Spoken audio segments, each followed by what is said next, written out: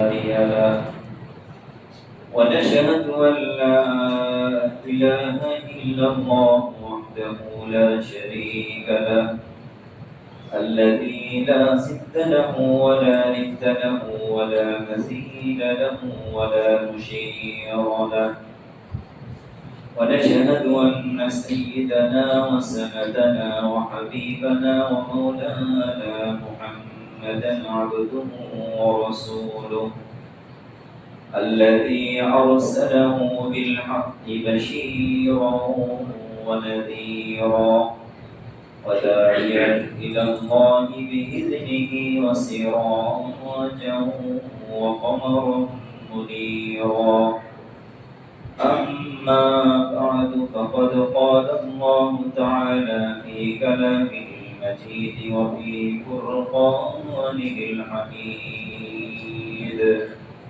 সবাই পড়ি আউযু বিল্লাহি মিনাশ শাইতানির রাজীম বিসমিল্লাহির রাহমানির রাহিম قل إن كنتم تحبون الله فاتبعوني يحببكم الله ويغفر لكم ذنوبكم والله غفور رحيم وقال رسول الله صلى الله عليه وسلم لا يؤمن أحدكم حتى أكون أحب إليه من والده وولده والناس أجمعين أو كما قال عليه الصلاة والسلام وقال تعالى في شان حبيبه آمرا ومخبرا إن الله وملائكته يصلون على النبي يا أيها الذين آمنوا صلوا عليه وسلموا تسليما اللهم صل على محمد وعلى آل محمد كما صليت على إبراهيم وعلى آل إبراهيم إنك حميد مجيد اللهم بارك على محمد وعلى آل محمد كما باركت على إبراهيم وعلى آل إبراهيم إنك حميد مجيد بلغ العلا بكماله كشف الدجى بجماله حسنت جميع خصاله صلوا عليه وآله معزز محترم সম্মানিত মুসলিয়ানে কেরাম সর্বপ্রথমে আল্লাহ রাব্বুল আলামিনের অসংখ্য অগণিত শুকরিয়া আদায় করি যিনি আমাদেরকে আজকের এই পবিত্র জুমার দিনে আল্লাহর ঘরে আসার তৌফিক দিয়েছেন সেজন্য সেই মহান আল্লাহ সুবহানাহু ওয়া তাআলার দেওয়া জবান দিয়ে তার শেখানো ভাষায় কালিমাতে শুকর আদায় করে সবাই পড়ি আলহামদুলিল্লাহ ربنا لك الحمد حمدا كثيرا طيبا مباركا فيه يا ربي لك الحمد كما ينبغي بجلال وجهك وعظيم سلطانك আমরা প্রশংসা করলাম কার আল্লাহ সর্ব অবস্থায় সকল প্রশংসার একমাত্র মালিকের আল্লাহ সাথে সাথে সবাই পড়ে নেই সাল্লাল্লাহু আলাইহি ওয়াসাল্লাম আল্লাহ রাব্বুল আলামিনের প্রশংসা এবং আমাদের প্রিয় নবী সাল্লাল্লাহু আলাইহি ওয়াসাল্লামের উপরে দুরূদ শরীফ পড়েই আজকে আমাদের সুনির্দিষ্ট একটি বিষয় আমরা আলোচনা করব, সেটি হলো রবিউল আউয়াল মাসের যে মাহাত্ম্য ফজিলত রয়েছে। আমাদের প্রিয় নবী জনাব রাসূলুল্লাহ সাল্লাল্লাহু আলাইহি ওয়াসাল্লামের শুভ আগমন এবং দুনিয়া থেকে বিদায় নেওয়া, এই কারণেই এই মাস আসলেই আমরা স্মরণ করি আমাদের প্রিয় নবী সাল্লাল্লাহু আলাইহি ওয়াসাল্লাম দুনিয়াতে যে উদ্দেশ্যে আগমন করেছেন, এই বিষয়গুলো আমরা আলোচনা করি। নবীজির জীবন ইতিহাসকে আমরা একটু স্মরণ করি। মূলত বছরের 365 দিনই আমাদেরকে প্রিয় নবী সাল্লাল্লাহু আলাইহি ওয়াসাল্লামের জীবনে অনুসরণ করতে হয়, ঠিক কি না বলেন? আমরা যা কিছুই করি প্রত্যেকটা ক্ষেত্রেই আমাদের প্রিয় নবী জনাব রাসূলুল্লাহ সাল্লাল্লাহু আলাইহি ওয়াসাল্লামের নাম, তার সিরত, তার চরিত্র, তার আমল আমাদের প্রত্যেকটা কাজে কর্মে আছে না নাই? নামাজে আমরা কার আদর্শ মানি? নবীজি সাল্লাল্লাহু আলাইহি ওয়াসাল্লামের আদর্শ। হজ করব, সেখানেও কার নির্দেশিত হজ করি? প্রিয় নবী জনাব রাসূলুল্লাহ সাল্লাল্লাহু আলাইহি ওয়াসাল্লাম যেভাবে হজ করেছেন। ঠিক জীবনের শুরু থেকে মৃত্যু পর্যন্ত, জন্ম থেকে মৃত্যু অবধি, এই সময়ে আমরা যা কিছু করি সকল কাজেই আমাদের প্রিয় নবী সাল্লাল্লাহু আলাইহি ওয়াসাল্লামের ভালোবাসা আমাদের মনে কম না বেশি? এজন্য আল্লাহ রাব্বুল আলামিন পবিত্র কোরআনুল কারীমে বলেন, হে রাসূল, আপনি মানব জাতিকে বলে দেন, ইন কুনতুম তুহিব্বুনাল্লাহ, মানুষ যদি আমি আল্লাহকে ভালোবাসার দাবি করে, যে আল্লাহকে আমরা ভালোবাসি, আমরা সবাই কাকে ভালোবাসি? আল্লাহকে। কম না বেশি? জীবনের সব ক্ষেত্রে আমরা আল্লাহ রাব্বুল আলামিনকে সর্বাধিক মহব্বত করি, ঠিক কি না বলেন? যেহেতু আল্লাহ তাআলা আমাদেরকে মহব্বত করেই তৈরি করেছেন, আমাদেরকে মানুষ বানিয়েছেন, আমাদেরকে সুস্থ রেখেছেন, আমাদেরকে হায়াত দিয়েছেন, আমাদেরকে রিজিক দিয়েছেন, আমাদেরকে সম্পদ দিয়েছেন, সন্তান সন্ততি দিয়েছেন, আমাদেরকে সুস্থতা দিয়েছেন। আমরা যা কিছু পেয়েছি কার পক্ষ থেকে? আল্লাহর পক্ষ থেকে। এজন্য আল্লাহ রাব্বুল আলামিনকে আমরা ভালোবাসি। আল্লাহ তাআলা বলেন, আপনি মানুষকে বলে দেন, যারা আমাকে ভালোবাসার দাবি করে সে তারা যেন ফাত্তাবিউনি ইউহিব্বুকুমুল্লাহ, তারা যেন ওই ভালোবাসার পদ্ধতি, সিস্টেম, নিয়ম নীতি এবং যা কিছু আছে সব কিছুর নিয়ম নীতি যেন আপনি রাসূলের যে পদ্ধতি আছে সেই পদ্ধতির আলোকেই যেন আমাকে ভালোবাসে। তা আমরা যদি আল্লাহকে ভালোবাসার দাবি করি, রাসূলের অনুসরণ ছাড়া, অনুকরণ ছাড়া, তার আনুগত্য ছাড়া ভালোবাসার দাবি কি সঠিক না ভুল? সঠিক হবে না। এজন্য নবীজিকে যে যে পরিমাণ ভালোবাসবে, তার আদর্শকে লালন করবে, ধারণ করবে, পালন করবে। শুধুমাত্র লালন করা নয়, মুখে বলা নয় যে রাসূল আমি আপনাকে ভালোবাসি, আমার কাজে, আমার কর্মে, আমার আমলে, আমার চেতনায়, আমার বিশ্বাসে, আমার আখলাকে, সব কিছুতে আমাকে সর্বোচ্চ প্রমাণ দিতে হবে আমি কাকে ভালোবাসি? রাসূলুল্লাহ সাল্লাল্লাহু আলাইহি ওয়াসাল্লামকে। এই প্রমাণ যদি আমরা দিতে না পারি, তাহলে আমরা যে আল্লাহকে ভালোবাসার দাবি করি এই দাবিটা সত্য হবে না, ঠিক কিনা বলেন? এজন্য আল্লাহ রাব্বুল আলামিন নবীজিকে লক্ষ্য করে বিশেষভাবে বলেছেন, ও মানব জাতি, তোমরা যারা আল্লাহকে ভালোবাসার দাবি করো, তোমার দাবির পক্ষে তুমি সত্যবাদী তখনই হবে, সত্য বলে তখনই তুমি প্রমাণিত হবে যখন তোমার আখলাকে, যখন তোমার আমলে, যখন তোমার কাছে কর্মে সব কিছুতে নবীর আদর্শ প্রকাশ পাবে। তখনই তোমার দাবিটা সত্য হবে, ঠিক কিনা বলেন? আর যদি তুমি এমন দাবি করো আমি তো আল্লাহকে ভালোবাসি, কিন্তু আল্লাহর নির্দেশ তোমার ভিতরে নাই, ফরজ নাই, আল্লাহর আদেশ তোমার পালন হয় না, নবীজিকে মহব্বত করো কিন্তু নবীজির আদর্শ, নবীজির নামাজ, নবীজির পরিবার, নবীজির আখলাক, নবীজির সিরাত তোমার মধ্যে নাই, এই প্রমাণটা সত্য হবে না।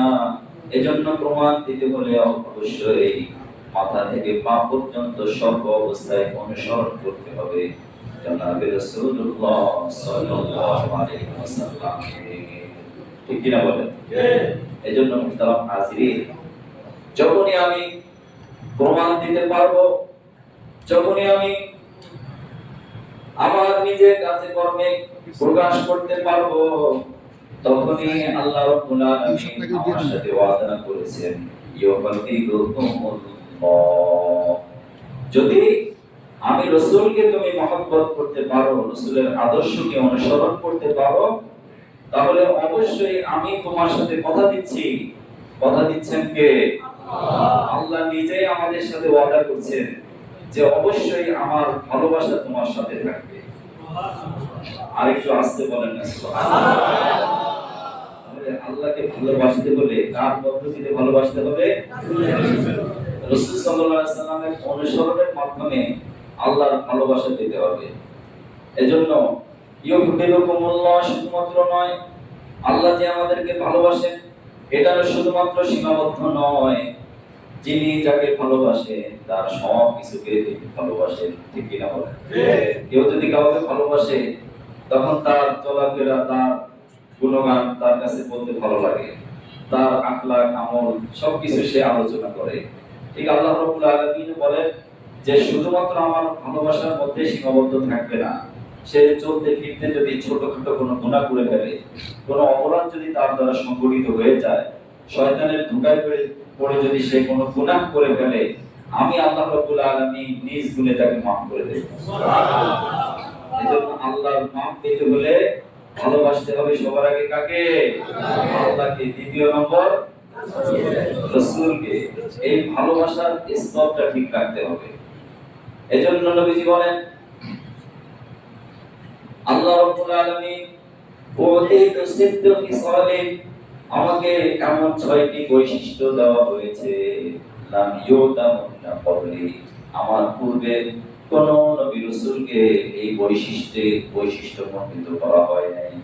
শুধুমাত্র আমাকে এই ৬টা বৈশিষ্ট্য দেওয়া হয়েছে। কয়টা? ৬টি। এক নম্বর হলো বুইস্তু বিজাওয়ামিল কালিম, আমাকে আল্লাহ রাব্বুল আলামিন জাওয়ামিউল কালিম বানিয়েছেন। তার মানে হলো নবীজি ছোট্ট একটা কথা বলতেন, এই কথার মধ্যে সাগর মহাসাগরের মতো একটা আছে।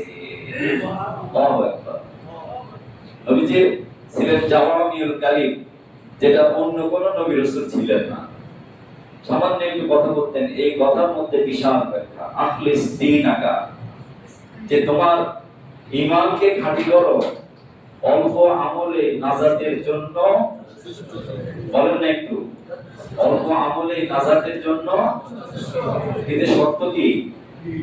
ঈমানকে খাঁটি করতে হবে, ইখলাস, আল্লাহর সন্তুষ্টির জন্য সব আমল করতে হবে। এই যে নবীজির ছোট্ট একটু কথা, এই কথার ব্যাখ্যা যদি আমরা করা শুরু করে দিই, সবাইকে যদি বলি যে ব্যাখ্যা করেন, আমার মনে হয় এখানে আপনারা যারা বিবেকমান মানুষ, সবাই উচ্চ শিক্ষিত মানুষ এবং সচেতন মানুষ, প্রত্যেকে বিশাল বড় ব্যাখ্যা করতে পারবেন। আসলে আখলিস দীনাকা, তোমার ইখলাস ঠিক করো, তোমার ঈমান ঠিক করো, এর মানেটা কি? আমরা সবাই কম বেশি বুঝি কি বুঝি না? সবাই বুঝি। নবীজির এই ছোট্ট একটা কথাই মানব জাতির মুক্তির জন্য যথেষ্ট। ঠিক কি না বলেন? এরপর নবীজি বলেন নুসিরতু বিররুমি, আমাকে আল্লাহ রাব্বুল আলামিন আমাকে দেখা মাত্রই যারা আমার শত্রু অথবা যারা আমার মিত্র, আমাকে যারা মহব্বত করে অথবা যারা আমাকে দেখতেই পারে না, আমার সাথে শত্রুতা পোষণ করে, প্রত্যেকের মনের ভিতরে আমি রাসূল একটা বিশেষ স্থান করে দিয়েছেন। কে? আল্লাহ। নুসিরতু বিররুমি, একটা রোগ, একটা ভয় আমাকে দেখলেই সবার ভিতরে সৃষ্টি হতো একটা শ্রদ্ধা ভালোবাসা তৈরি হতো। এক ইহুদি নবীজি ঘুমিয়ে আছেন, নবীজি হত্যা করার জন্য ইহুদি তরবারি নিয়ে দাঁড়িয়ে আছে। ঘটনা সবাই জানি না? নবীজি ঘুম থেকে জাগ্রত হলেন, দেখলেন যে তরবারি হাতে, তাকে মেরে ফেলার জন্য রেডি, তরবারি দিয়ে এখন আঘাত করবে, নবীজি ইন্তেকাল করবে। ইহুদি তখন বলল, যেমন বলো এই মুহূর্তে আমার হাত থেকে তোমাকে কে রক্ষা করবে? নবীজি কি বলেছিলেন? কে রক্ষা করবে? রক্ষা করার মালিক একমাত্র কে? মারার মালিকও কে? জীবন দেওয়ার মালিক কে? আবার জীবন নেওয়ার মালিকও আল্লাহ। তিনি বলেছেন আমার আল্লাহই আমাকে রক্ষা করবে। শুধুমাত্র এতটুকু কথাই ইহুদির কানে প্রবেশ করে তার দেমাগ, মাথা, মস্তিষ্ক সব বিকৃত হয়ে যায়। তার হাত কাঁপতে কাঁপতে সঙ্গে সঙ্গে তরবারি হাত থেকে পড়ে গেছে। হাত থেকে শুধু পড়ে যায়নি, সে বলেছে আমি শুধু তোমাকে টেস্ট করার জন্য আসছি। আমি তাওরাত কিতাবের মধ্যে পেয়েছি আখির জামানার নবী মুহাম্মদুর রাসূলুল্লাহ সাল্লাল্লাহু আলাইহি ওয়াসাল্লামকে আল্লাহ রাব্বুল আলামিন মুসিদ্দুরের ভোট দিবে, তাকে দেখলে সবাই ভয় পেয়ে যাবে। শত্রু পক্ষ পর্যন্ত নবীজির চেহারা দর্শনে তারা কি কর্তব্য বিমূঢ় হয়ে যেত, তারা আশ্চর্য হয়ে যেত, তারা একেবারে আকর্ষণ এই দেখে তারা হতভম্ব হয়ে যেত। নবীজি সাল্লাল্লাহু আলাইহি সাল্লামের এই হত্যাকারী যে হত্যা করতে আসছে, সে বলছে যে আমি প্রমাণ পেয়েছি তুমি সত্য নবী, তুমি আখির নবী, তুমি সত্যের দিশারি মুহাম্মদুর রাসূলুল্লাহ সাল্লাল্লাহু আলাইহি সাল্লাম। অতএব তুমি দয়া করে তোমার হাতটা আমাকে দাও, আমি তোমার হাতে হাত রেখে পড়ে নিতে চাই। বিশ্ব সৃষ্টিকারী নিয়ন্ত্রক একমাত্র কে? আল্লাহ।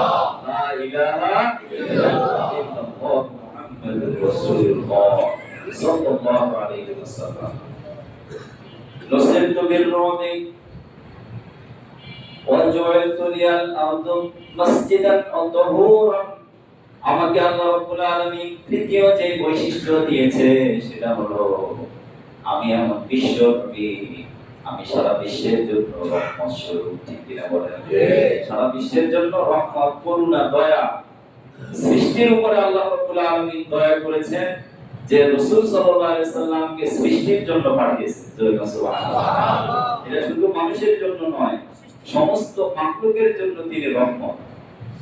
আলামিন মানে শুধু রহমাতুল লিল ইনসান নয়, রহমাতুল লিল মাখলুক নয়, রহমাতুল লিল দাওয়া নয়, রহমাতুল লিল আলামিন। অর্থাৎ এই আসমান জমিন এত ভয়ের মাঝে যা কিছু আছে, আমরা যা কিছু দেখি অথবা না দেখি, যা কিছু আমাদের কল্পনায় আসে অথবা না আসে, কোনো কিছুই তো আমাদের কল্পনা আসে না। আছে? আছে না নাই? অনেক কিছু আছে আমরা কল্পনাও করতে পারি না। সেই বিষয়েরও এই যা কিছু আল্লাহ তাআলা সৃষ্টি করেছেন কুল কায়নাতের জন্য রহমাতুল লিল আলামিন, দো জাহানের সরদার শফিউল মুসলিমিন মুহাম্মদুর রাসূলুল্লাহ সাল্লাল্লাহু আলাইহি ওয়াসাল্লাম। এজন্য তিনি বলেন এই পৃথিবীর যেখানে আমার উম্মতেরা থাকবে, বাংলাদেশ সহ শুরু করে সারা বিশ্বের যেখানে যে প্রান্তে থাকুক না কেন, যদি নামাজের সময় হয়ে যায় আর যদি আযান দিয়ে দেয়, আযান হওয়া মাত্রই যে জায়গায় সে থাকবে ওই জায়গাটা যদি পবিত্র থাকে, সেখানে দাঁড়িয়ে নামাজ পড়বে। আমার উম্মতের জন্য আল্লাহ রাব্বুল আলামিন এটাই বৈশিষ্ট্য দিয়েছেন। পৃথিবীর যে প্রান্ত পরিষ্কার আছে, পরিচ্ছন্ন আছে, পাক আছে, সেখানে আমার উম্মতরা দাঁড়িয়ে নামাজ পড়লে তার নামাজ হয়ে যাবে। এটা কিন্তু সুনির্দিষ্ট কোন জায়গা এই উম্মতের জন্য রাখা হয়নি, সুনির্দিষ্ট কোন জায়গা এই উম্মতের জন্য দেওয়া হয়নি যে এই উম্মত শুধুমাত্র মসজিদে এসে নামাজ পড়তে হবে। তবে মসজিদ সুনির্দিষ্ট একটি জায়গা যেখানে জামাতের সাথে নামাজ হয়। এই জামাতে নামাজ পড়লে একাকী নামাজের চাইতে কয় গুণ বেশি সওয়াব? বলেন তো কয় গুণ? 27 গুণ বেশি। 1 গুণ 2 গুণ নয়, 27 গুণ বেশি সওয়াব। আর জামাতের সাথে নামাজ পড়লে শয়তান সহজে ধোঁকা দিতে পারে না। একাকী নামাজ পড়ে দেখবেন, এটা আমারও হয়, আমাদের সবারই হয়, যেহেতু শয়তান আমাদের পিছনে আছে। যখন একাকী নামাজ পড়ি, শয়তান নানা ধরনের ওয়াসওয়াসা দেয়, কয় রাকাত পড়লাম, কোন সূরা পড়লাম, কোন রাকাতে কি পড়লাম, এই ধরনের নানা ওয়াসওয়াসা আমাদের ভিতরে কম না বেশি? কিন্তু যখন নামাজে দাঁড়িয়ে যায় ইমামের পিছনে, এতে দায়িত্ব বিনা জালিমা জামাতবদ্ধ থাকলে মানুষ, তখন শয়তান আর সহজে সেখানে ধোঁকা দিতে পারে না। এজন্য নবীজি বলেন আলাইকুম বিল জামাত, তোমরা সবাই জামাতবদ্ধ থাকো, একতাবদ্ধ থাকো, ঐক্যবদ্ধ থাকো। আর ঐক্যের বন্ধনে যদি তোমরা থাকতে পারো, শয়তান কখনো তোমাদেরকে পথ ভ্রষ্ট করে বিপথে, কুপথে এবং খারাপ পথে নিতে পারবে না। এজন্য মুহতারাম হাজিরিন, নবীজি সাল্লাল্লাহু আলাইহি সাল্লামের জন্য সারা পৃথিবীকে আল্লাহ তাআলা মসজিদ বানিয়ে দিয়েছেন, পবিত্র বানিয়ে দিয়েছেন। যদি জায়গা পবিত্র থাকে, যেখানেই দাঁড়িয়ে নামাজ পড়বে সেই জায়গাটাই তার নামাজ হয়ে যাবে।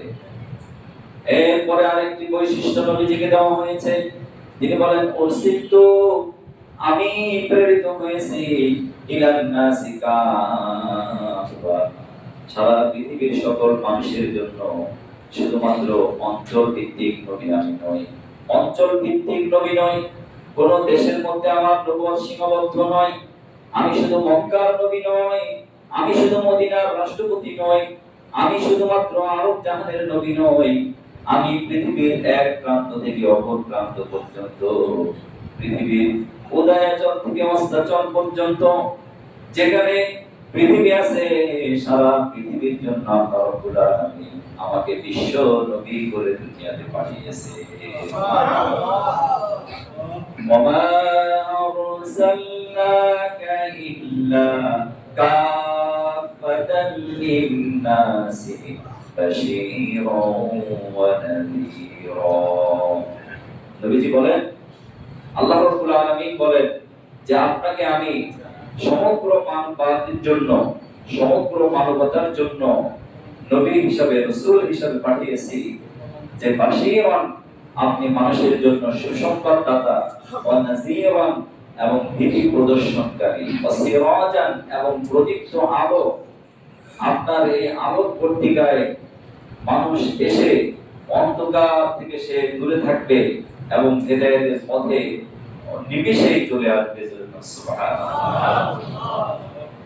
এজন্য নবীজি সাল্লাল্লাহু আলাইহি সাল্লাম বলেন, আমাকে আরেকটি বৈশিষ্ট্য দেওয়া হয়েছে, ফতিমা বিনান নবী, আমার দ্বারাই নবুয়তের দরজা বন্ধ করে দেওয়া হয়েছে। নবুয়তকে তিনি উপমা দিয়েছেন একটা বিল্ডিং এর মতো। একটা বিল্ডিং, বিল্ডিং এর সব কিছু কমপ্লিট আছে, শুধুমাত্র একটা জায়গায় একটা ইটের জায়গা ফাঁকা আছে। একটা ইটের জায়গা যদি ফাঁকা থাকে, সেটাকে আপনি পরিপূর্ণ বিল্ডিং বলতে পারবেন না, বলার কোনো সুযোগ আছে? সব কিছু কমপ্লিট, শুধুমাত্র একটা ইটের জায়গা ফাঁকা আছে। তো লোকেরা সবাই দেখে বলবে যে এই বিল্ডিংটা সব ঠিক আছে, একটা জায়গা এখনো ফাঁকা আছে, ওই জায়গাটা পূরণ করলেই পুরোপুরি একটা বিল্ডিং হয়ে যায়। তো নবীজি বলেন, আমি সেই নবী যে আমার দ্বারা আল্লাহ রাব্বুল আলামিন নবুয়তের দরজা পরিপূর্ণ করে দিয়েছেন। সুবহানাল্লাহ। যেটা হযরত ঈসার মাধ্যমে করা হয়নি, দিনকে পরিপূর্ণ ঘোষণা দেওয়া হয়নি। ইব্রাহিম আলাইহিস সালামের মাধ্যমে আল্লাহ রাব্বুল আলামিন দিনকে পরিপূর্ণ ঘোষণা দেননি। হযরত মুসা আলাইহিস সালামের মাধ্যমে দিনকে আল্লাহ রাব্বুল আলামিন পরিপূর্ণ ঘোষণা দেননি। আমার মাধ্যমে আল্লাহ রাব্বুল আলামিন করেছেন মানব জাতির জন্য কিয়ামত পর্যন্ত যা কিছু প্রয়োজন, তার চলার জন্য যা কিছু উপাদান রয়েছে, তার চলার জন্য যা কিছু দেওয়ার, আমি আল্লাহ রাব্বুল আলামিন নবীজির মাধ্যমে সেটা পরিপূর্ণ রূপে দিয়ে দিয়েছি, পরিপূর্ণভাবে দিয়ে দিয়েছে। এখন আর ইসলাম অপূর্ণতা বলতে কোনো কিছুই নেই। আপনি এখন কোনোভাবে বলতে পারবেন না যে নবীজি সাল্লাল্লাহু আলাইহি সাল্লাম যা কিছু এনেছেন সব কিছু ঠিক আছে, কিন্তু এটার সাথে আমাদের মস্তিষ্ক, আমাদের মন মানসিকতা মিলে না, এমন কিছু বলার সুযোগ আছে? এজন্য নবীজির সিরাতের একটা বৈশিষ্ট্য হলো যে মানব জাতির জন্ম থেকে মৃত্যু পর্যন্ত মানব যা কিছু করবে, সকল কর্মকাণ্ডের মধ্যে নবীজির আদর্শ আছে। এটা হলো তার সিরাতের একটা বৈশিষ্ট্য, যে আপনি শিশু হিসাবে আপনি যদি চেষ্টা করেন যে শিশু নবী মুহাম্মদুর রাসূলুল্লাহ সাল্লাল্লাহু আলাইহি সাল্লাম কেমন ছিলেন, আপনি যদি শিশু নবীর দিকে লক্ষ্য করেন, প্রত্যেকটা শিশুর জন্য তিনি আদর্শ, ঠিক কিনা বলেন? আপনি আমি যদি একজন কিশোরের দিকে লক্ষ্য করি, কিশোর নবী মুহাম্মদুর রাসূলুল্লাহ সাল্লাল্লাহু আলাইহি সাল্লাম কেমন ছিলেন, তাহলে আমরা দেখতে পাই নবীজি শুধুমাত্র 10 থেকে 12 বছর বয়সে তিনি তার চাচা আবু তালেবের সম্পদ নিয়ে সিরিয়াতে ব্যবসায় গিয়েছেন। সিরিয়াতে ব্যবসার উদ্দেশ্যে গিয়েছিলেন। তো সেখানে একজন খ্রিস্টান পাদ্রী মুহাম্মদুর রাসূলুল্লাহ সাল্লাল্লাহু আলাইহি সাল্লামকে দেখা মাত্রই সে চিনে ফেলেছে, কারণ সে তাওরাতের হাফেজ ছিল। তাওরাত নাযিল হয়েছে হযরত মুসা আলাইহিস সালামের উপরে।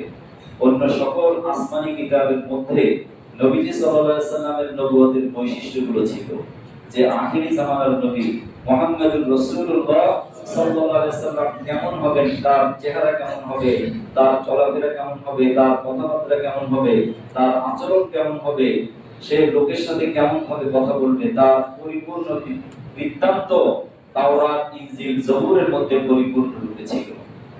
তো তার নাম ছিল বুহাইরা। এই বুহাইরা একজন রাহিব ছিলেন, তাওরাত কিতাবের পণ্ডিত ব্যক্তি ছিলেন। উনি নবীজি সাল্লাল্লাহু আলাইহি সাল্লামকে দেখতে পেলেন যে তিনি উন্মুক্ত ময়দানে হাঁটতেছেন, আর নবীজির মাথার উপরে প্রচন্ড মরুভূমির মধ্যে এক খণ্ড মেঘ আল্লাহ রাসূলের মাথার উপর দিয়ে যাচ্ছে, ছায়া দিতে দিতে দিতে যাচ্ছে। এবং নবীজি যেখানেই বসেন সেখানে নবীজির মাথার উপরে মেঘখণ্ড ছায়া দেন, আর নবীজি সাল্লাল্লাহু আলাইহি সাল্লামের জন্য তিনি দেখতে পেলেন সমস্ত গাছপালা সব কিছু আল্লাহ রাসূলের জন্য পড়ে। তিনি এই দৃশ্য দেখতে পেলেন। তিনি একজন আধ্যাত্মিক লাইনের পণ্ডিত ব্যক্তি ছিলেন। এই নবীজিকে দেখেই তিনি জিজ্ঞেস করলেন, এই কাদের সাথে আসছে এই ছেলেটা? তখন কাফেলার সবাই বলল যে সে আবু তালেবের ভাতিজা মুহাম্মদ সাল্লাল্লাহু আলাইহি ওয়াসাল্লাম। তখন তো নবী হিসেবে তিনি দুনিয়াতে এখনো প্রকাশিত হন নাই। তিনি বললেন, এক্ষুনি তাকে আপনারা মক্কাতে নিয়ে যান, এখানে অনেক শত্রু আছে, দুশমন আছে, তারা এইগুলো দেখে তারা বুঝতে পারবে এবং তারা তাকে হত্যা করে ফেলবে। কিন্তু আল্লাহ রাব্বুল আলামিন বলেন, আল্লাহু ইয়াসিমুকা মিনান নাস, কাফের মুশরিকরা আপনার জন্য যতই ষড়যন্ত্র করুক, যতই পায়তারা করুক, যতই চক্রান্ত করুক, আমি আল্লাহ রাব্বুল আলামিন আমার নিজের তত্ত্বাবধানে আপনাকে হেফাজত করব। আমি আপনাকে হেফাজতের গ্যারান্টি দিচ্ছি, পৃথিবীর কোন শক্তি আপনার কিছু করতে পারবে না। এজন্য আল্লাহর ভালোবাসা যার মনের মধ্যে আছে, রাসূলের মহব্বত যার ভিতরে আছে, সেই ব্যক্তির জন্য আল্লাহর পক্ষ থেকে ঘোষণা যে আল্লাহ রাব্বুল আলামিন তাকে তার নিজস্ব ভালোবাসার গণ্ডির মধ্যে রাখেন। সে যেখানেই যাক আল্লাহর ভালোবাসা তার সাথেই থাকে, ঠিক কি না বলেন? এজন্য আল্লাহ রাব্বুল আলামিন বলেন, ইয়া আইয়ুহান নাসু উবুদু রাব্বাকুমুল্লাযী খালাকাকুম ওয়াল্লাযীনা মিন ক্বাবলিকুম লাআল্লাকুম তাত্তাকুন। হে মানব জাতি, তোমরা ইবাদত করো, আনুগত্য করো, দাসত্ব করো, গোলামি করো কার? আল্লাহ, যিনি তোমাকে সৃষ্টি করেছেন, মানুষ হিসেবে দুনিয়াতে পাঠিয়েছেন, যাতে আল্লাহর আনুগত্য করে তুমি মুত্তাকি হতে পারো, তোমার ভিতরে আল্লাহর ভয় আসতে পারে। এজন্য মুহতারাম হাজিরিন, নবীজির সিরাতের একটা বৈশিষ্ট্য যদি আমরা একটু খেয়াল করি, যে আমার যে অবস্থা আছে, আমি এখন যে বয়সে আছি, আমরা হয় কেউ শিশু, কেউ বালক, কেউ কিশোর, কেউ যুবক, কেউ বৃদ্ধ, প্রত্যেকটা অবস্থাতেই আল্লাহ রাসূল সবার জন্য মডেল, আদর্শ। আমি যদি একজন যুবক হই, নবীজির যুবক বয়সের যে উদ্যোগ ছিল, মক্কার কাফের মুশরিকরা হজরে আসওয়াদ স্থাপন করবে, সবার মধ্যে মতদ্বন্দ্ব দেখা দিল। হজরে আসওয়াদের মতো পাথরকে নিজের জায়গায় স্থাপন করবে, সবাই চাচ্ছিল এই কাজটা সেই করবে, কিন্তু সবার মধ্যে ঝগড়া শুরু হয়ে গেছে। এই ঝগড়া তিনি অবসান করলেন, ঝগড়ার যিনি সমাধান দিলেন তিনি হলেন বিশ্ব নবী রাহমাতুল লিল আলামিন। ঠিক কিনা বলেন? এরপরে কিশোর বয়সে তিনি একটি মানুষের জন্য শান্তি সংঘ প্রতিষ্ঠা করলেন, শান্তি সংঘ সংগঠন তৈরি করলেন। সেই সংগঠনের নাম হলো হিলপুর। ঠিক কিনা? এই হিলপুর ফুজুলের আদলে আজকে তরুণ যুবকেরা যদি প্রত্যেকটা পাড়া মহল্লায় এরকম সুন্দর একটা সংগঠন করে যে মানব জাতির কল্যাণেই তারা কাজ করবে, তাহলে এই সংগঠনের মাধ্যমে যে দুস্থ মানুষ, অসহায় মানুষ, তাদের সেবায় এগিয়ে আসবে। কেউ যদি জুলুমের শিকার হয় তার পক্ষে থাকবে, কেউ যদি জালেম হয় তাকে জুলুম থেকে রক্ষা করার জন্য চেষ্টা করবে। যে সমাজে কোনো মানুষ অনাথ, এতিম, অসহায়, কোনো বিধবা নারী অথবা যে কোনো অসহায় মানুষের সাহায্যার্থে এগিয়ে আসবে, হিলপুর হুজুরের আদলে প্রত্যেকটা মসজিদ ভিত্তিক যদি একটা এরকম সংগঠন তৈরি হয়, আমার মনে হয় আবার মদিনার সেই শান্তি ফিরে আসতে আর বেশি দেরি হবে না। এজন্য মুহতারাম হাজির, আমরা চেষ্টা করব আজকের আলোচনা শুনে আমি যে অবস্থায় আছি, আমার এই অবস্থায় থাকাকালীন নবীজির সুন্নাহ কি ছিল, নবীজির আদর্শ কি ছিল, সেটাকে আমি অধ্যয়ন করব। আখলাকুন নবী, অনেক কিতাব আছে নবীজির সিরাত সম্পর্কে, বাজারে হাজার হাজার লেখকের কিতাব আছে। এরপরে একটি চমৎকার বিশ্ববিখ্যাত একটা সিরাত গ্রন্থ আছে আল-রাহিকুল মাকতুম। এই কিতাবকে আমরা প্রত্যেকে ঘরে রাখার চেষ্টা করব। নবীজির জীবনী অনেক লেখকেরা লিখেছেন। মাইকেল এইচ হার্ট তিনি 100 মনীষীর জীবনী তিনি অনেক গবেষণা করে চিন্তা করে লিখেছেন। তিনি চিন্তা করে দেখলেন যে 100 জনের মধ্যে সবার আগে যার নাম দিতে হয় তিনি হলেন মুহাম্মদুর রাসূলুল্লাহ সাল্লাল্লাহু আলাইহি ওয়াসাল্লাম। তিনি বহু চেষ্টা করেছিলেন যে অন্য কারো নাম আগে ঢুকাই দেওয়া যায় কিনা। মাইকেল জর্জ বার্নার্স, এরপরে ব্রিটিশ দার্শনিক, আমেরিকান দার্শনিক থেকে শুরু করে, বিধর্মী থেকে শুরু করে পৃথিবীর যত দার্শনিক, বৈজ্ঞানিক, লেখক, কলামিস্ট, সাহিত্যিক প্রত্যেকেরই সমন্বিত এবং প্রত্যেকেরই ঐক্যমত্য যে পৃথিবীর সর্বশ্রেষ্ঠ মহামানব বলেন বিশ্ব মানবতার দূত, মুক্তির দূত মুহাম্মদুর রাসূলুল্লাহ সাল্লাল্লাহু আলাইহি ওয়াসাল্লাম। এতে কারো কোনো মনে বিন্দুতম কোনো সন্দেহ নেই। এজন্য মুহতারাম হাজির, আসুন আমরা জীবনের ক্ষেত্রে, জীবনের সকল ক্ষেত্রে অনুসরণ করব মুহাম্মদুর রাসূলুল্লাহ সাল্লাল্লাহু আলাইহি ওয়াসাল্লামকে। তবে আল্লাহর ভালোবাসা পাবো, তবে আল্লাহ তাআলা ছোটখাটো কোনো দোষ ত্রুটি যদি আমাদের দ্বারা সংঘটিত হয়ে যায়, আল্লাহ তাআলা নিজ গুণে আমাদেরকে মাফ করে দিবেন। আসুন আমরা যেন জীবনের সব ক্ষেত্রে নবীজির অনুসরণ করতে পারি, তার সিরাতকে অধ্যয়ন করে সেই অনুযায়ী চলতে পারি। আল্লাহ তাআলা আমাদের সবাইকে তৌফিক দান করে দেন। সবাই বলি আমিন।